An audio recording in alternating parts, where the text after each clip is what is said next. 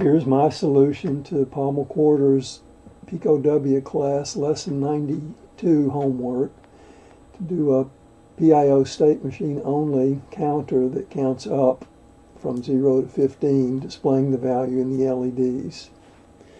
On the left you can see my board, on the right is my program. I scroll it up just a teensy bit. That's the whole program. We start off by making sure the pins are all off, and then prepare for the loop that follows where we count up. The wrap target wraps from here to here. Button is a label that wraps from here to here. What we do, we start off here waiting on the pin 0 index, which is pin 14 on my breadboard, which is the green button. This debouncing that Paul showed in lesson 92. And then we wait for the button to be released, debouncing again. X register represents the last number put in the display, and that number was 0 when we started. So we have to move on to the next number.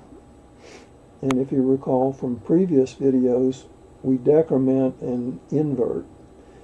So we decrement, and if we happen to have decremented at 0, we reinitialize X, and we move the inverted value of X into the pins, and then go back and wait for another button press. And down below here are the standard settings. Set the pins up. The red pin's not used here. Set up the state machine. But I have a little loop, well, a little time sleep, so that the thing will stop after 45 seconds. Now let me illustrate it working. Let's start the machine.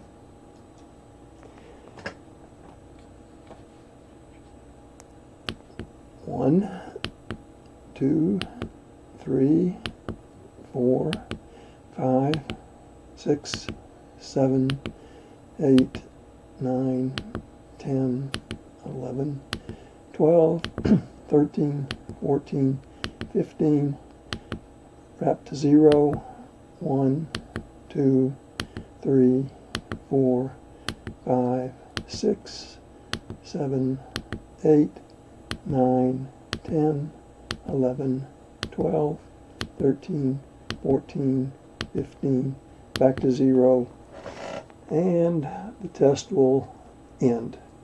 So I did it just in time. Another fun lesson. Thanks for watching.